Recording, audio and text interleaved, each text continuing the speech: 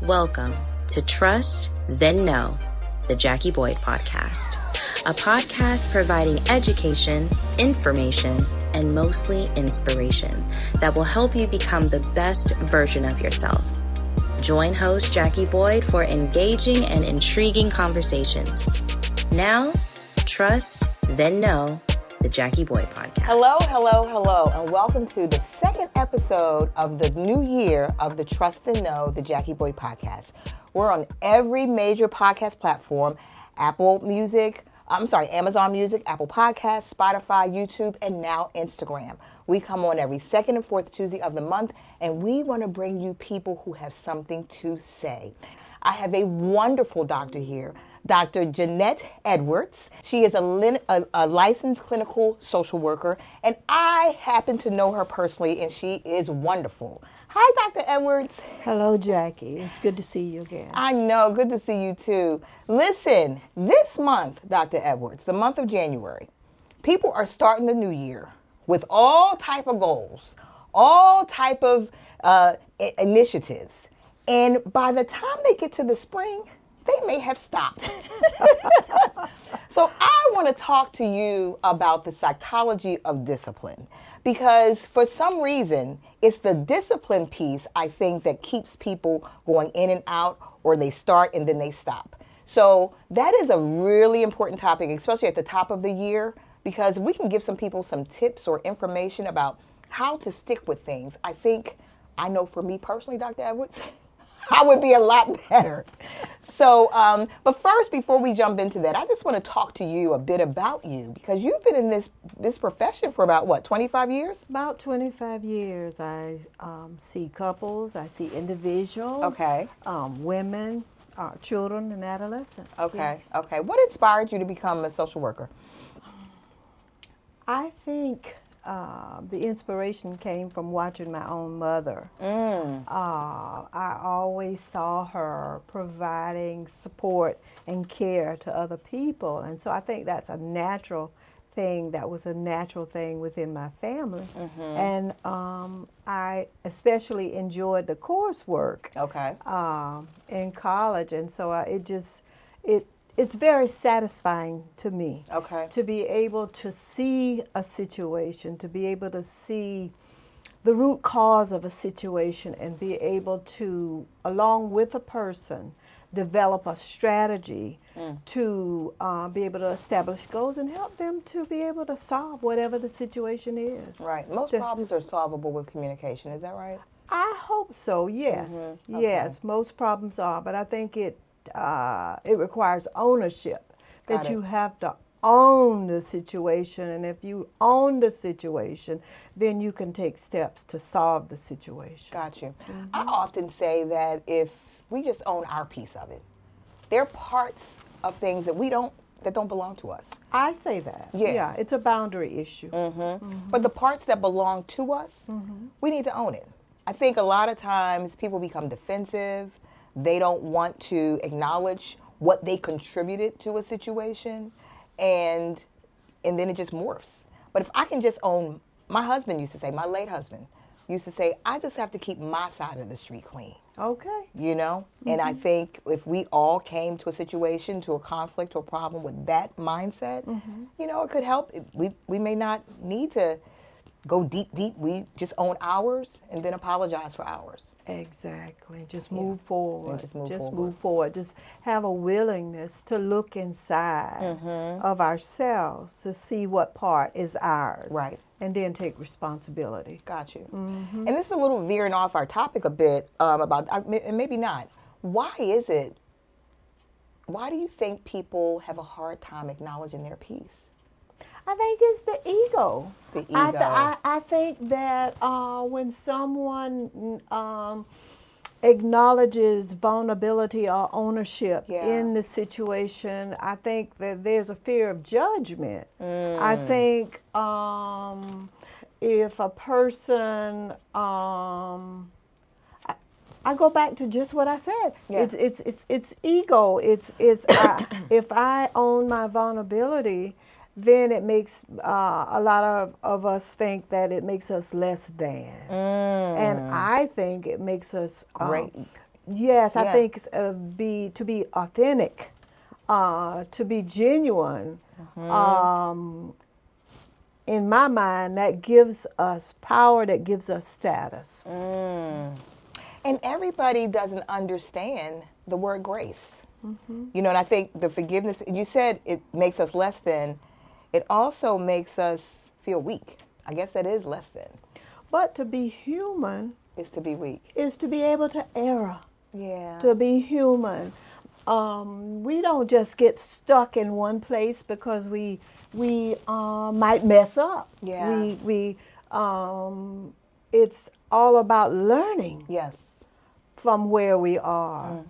Yeah, I mean, we perfect the things that we do because we allow ourselves to make errors. Yes. And we learn from it. Got it. Got it. Got it. Yeah. It's okay to have high standards. Yes. Okay, but it's very important to be human, and as a human being, none of us are perfect. Wow. Being human. That's important because we all are human and we're all fallible, right? Right. Yeah. Yeah. And God gives all of us grace. Exactly. So as his children, then it's our responsibility to grant grace. Correct. Yeah. The most beautiful relationships that we can have with others is those relationships where we can be vulnerable, where we can grant grace, Wow. where we can get beyond maybe some hard things that have happened in relationships. Yeah. Yeah. But I think about, can I talk about Christianity here? Yes, you can. Okay. So when I think about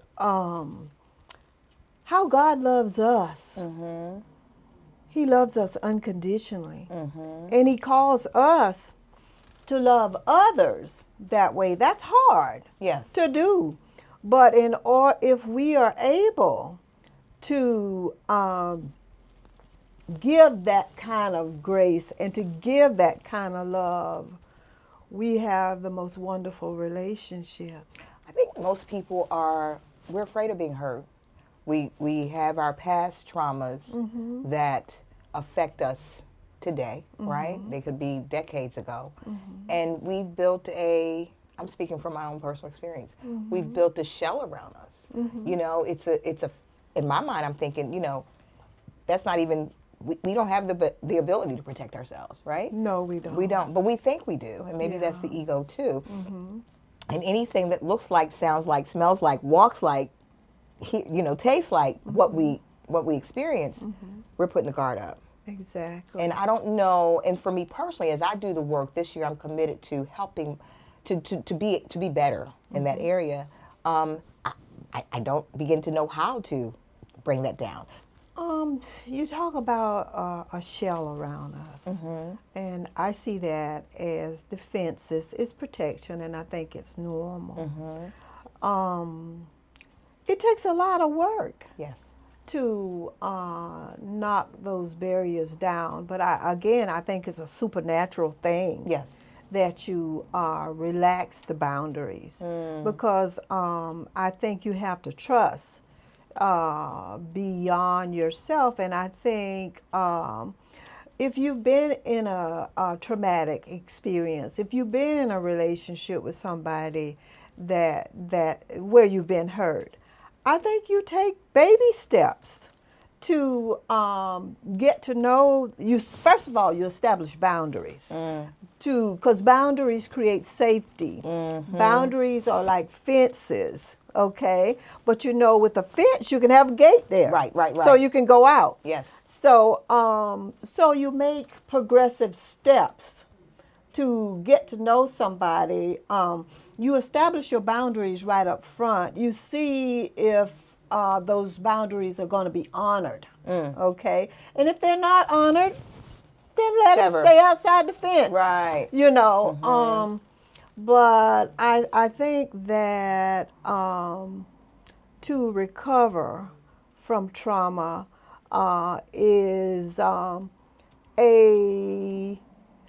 it also requires being able to trust our higher power, being able to trust God, because I think we have the false sense that we control. that we can control and that we can maintain our safety that way. But I think we deny ourselves a lot of rich experiences just by depending on our own selves. Wow. Yeah, Wow. it just doesn't. No, and I see a lot of that here. Yes. In this work. All kinds of traumas. You name it, I've seen it. There is a certain type of treatment that I do to deal with traumas, and that is called EMDR. It's eye movement therapy. Oh, wow. And there's a lot more talking from the patient than it is from the therapist. Because it's like the way that's set up, it's like, have you ever rode a train? Yes. Okay. So when you rode the train, you saw all kinds of sights Along the way. along the way.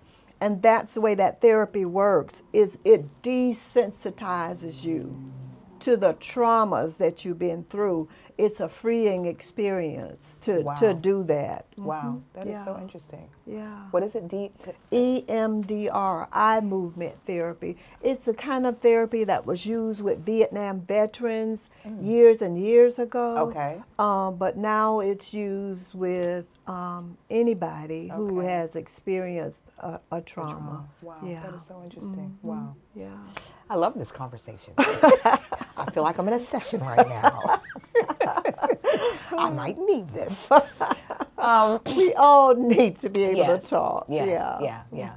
And I think those of us who wear the spirit of perfection, and the spirit of offense, sometimes we walk around just with our guards up. Yeah. You know, and anything, and I mean, you know, that's, and it's tough to engage with people like that, because it doesn't matter what you say or do, they're offended. They send off the aura. I think we read energy.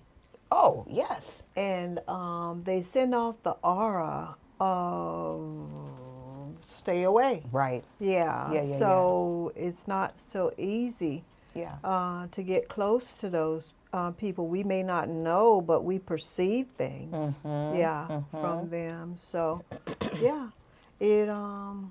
it's a process. I read something within the last couple months that talked about forgiveness in relationships, and it rocked me to read that, because I never had thought about it like that. It's like, so when you're trying to make the leap to forgive someone of something, just think about it. Yes. We make it a lot about us, the thing that was done, and we so we're locked up, we're imprisoned by whatever that situation was. But the thing that freed me so much in reading that was that it was about God first. See, we made it about us. We made it a selfish thing. Yes. But it was about God first. It was the offense that whatever that individual did, Yes. it was against God first. And we forgot about God in the situation, because forgiveness is a miracle. Yes. It's a hard thing to do, but we have to practice it if we want to have good mental health, if we want to live healthy lives. Right. Yeah, so that was really eye-opening to me to think about that, because we can ruminate over what has been done. Yes. And it's all about what has been done to me. Us. Correct. Right. Correct. That is so interesting. Yeah. Well, how do you, I often say you don't know where to use one scripture to help you and then apply and stop and use another one. So like when the word says, you know, God wants us to guard your heart, because all the issues of life come out of the heart. Right. So guarding that, and then there's something else that says, don't cast your pearls before swine. And that doesn't mean that people are swine, but it just means that I consider that bad energy, or just something like that. Like, Right. you know, so there are things we do have to do that we have to apply Protect to ourselves. protect ourselves. Right. But you just have to know where to start and where to stop that. Well, I think it starts with whatever your personal boundaries are. You go back to You boundaries. you set up those boundaries, and you honor your own boundaries, because if you're honoring your own boundaries, you expect other people to honor your boundaries. And so if you go outside your own boundaries, Right, you're giving, then you're saying okay you're to them. vulnerable to whatever. Yeah. And we're all human, so we can get hurt, but you got to honor your own boundaries. When you're raising children, Yes. you teach children to establish boundaries so that they can live productive lives, they can live safe lives. So that's what I think. So I think you asked the question, okay, so how do you know how to apply? Apply one and stop Yeah. applying one and then bring another one in. Like, Well, the way I answer that and the way I apply that to my own life is trusting God. yeah. It's just trusting God, trusting, talking to Him about whatever and listening Okay. for His answer. Okay. It's trial and error for Yeah. sure. Yeah. Yeah. Got you. Yeah. I love this. Yeah. So let's transition a bit. The psychology of discipline. Okay, I go back to what I said earlier.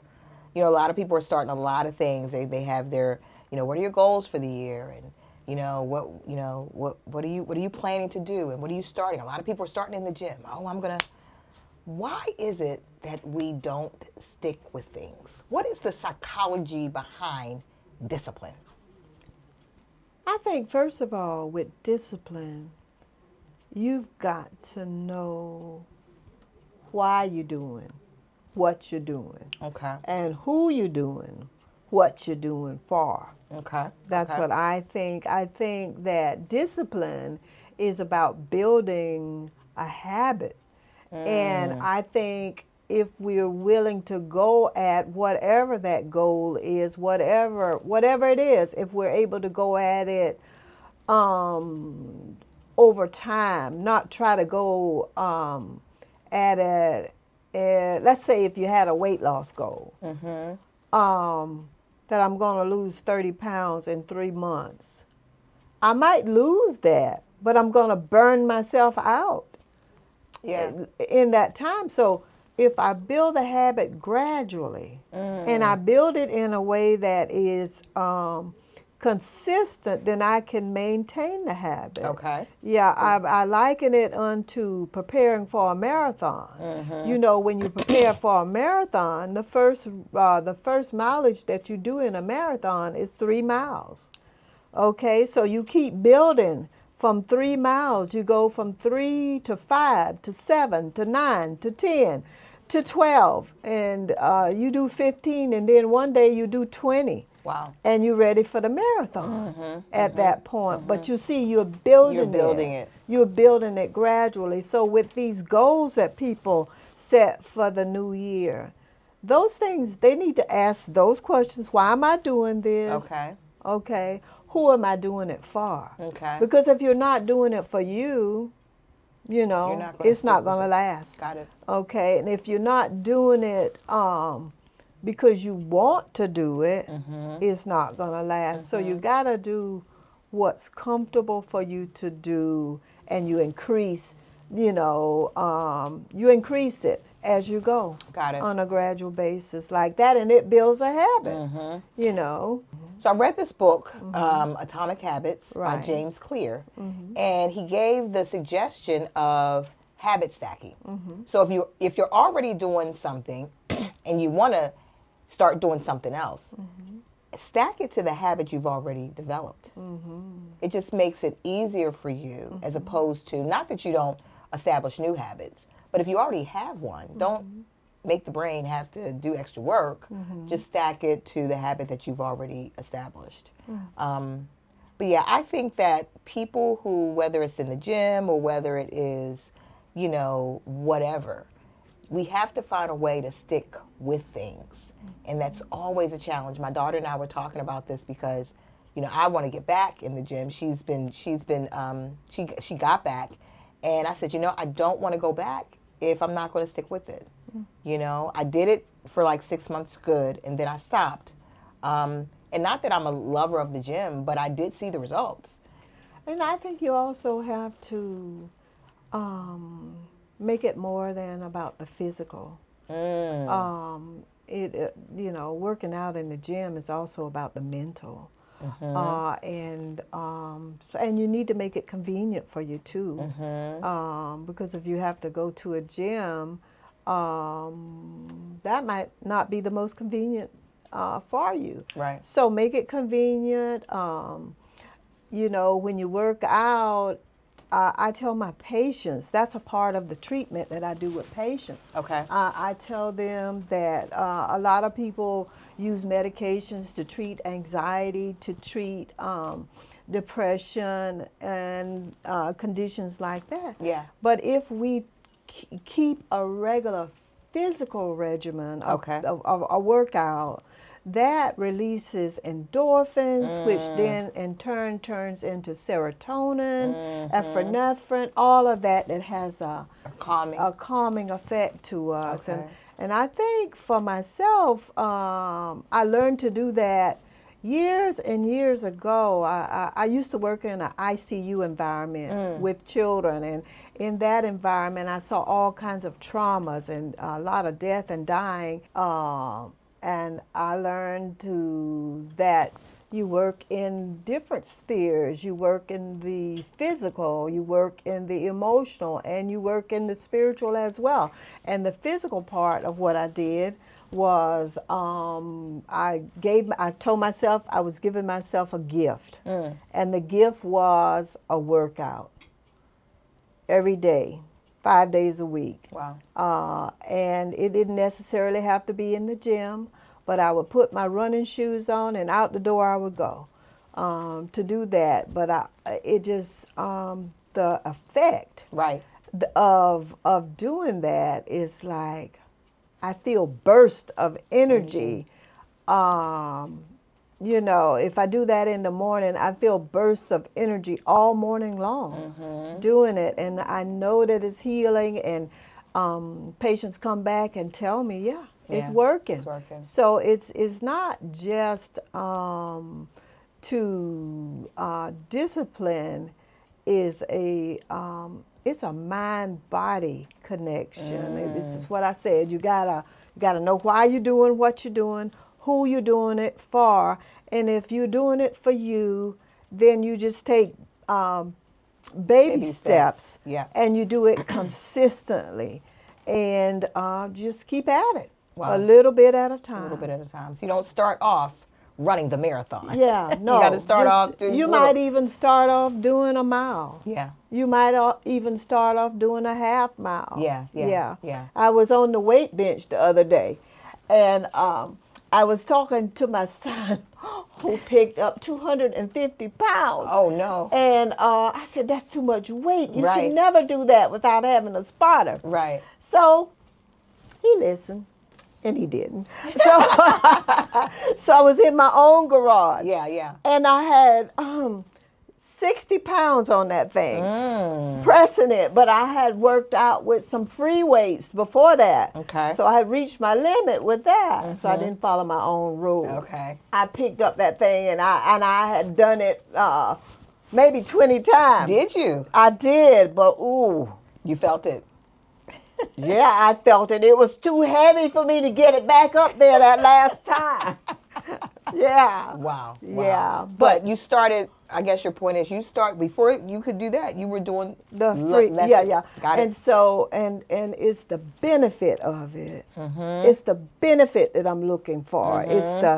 It's the healing. It's healing mentally to me to do that. So. Got it. I love it. I love it. I love it. Yeah. Well, Dr. Edwards, thank you so much. This was refreshing. It was great information. And I want my audience to know that, listen, discipline is a mind-body connection. It's a mind-body connection.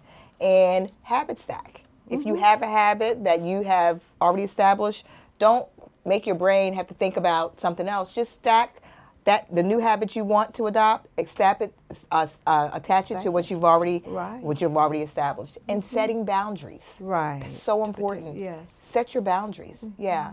So, Dr. Edwards, thanks again. Thank you. Thank you for having me. Absolutely. Listen, guys, thank you so much for tuning in to this episode of Trust and Know, the Jackie Boyd Podcast. Remember, we're on all your major podcast platforms.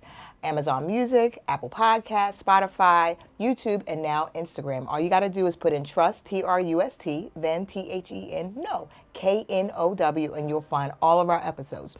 We're on every second and fourth Tuesday of the month. We would love you to share and like. If this information or any of our episodes has provided anything that could help you be the best version of yourself, share it with someone, because we want us to become the best version of who we could possibly be through information, education, but mostly inspiration. So until next time. Thank you for listening and watching this episode of Trust, Then Know, the Jackie Boyd Podcast. We hope this episode has left you informed, intrigued, and inspired to become your best self. Remember to tune in every second and fourth Tuesday of the month and trust, then know.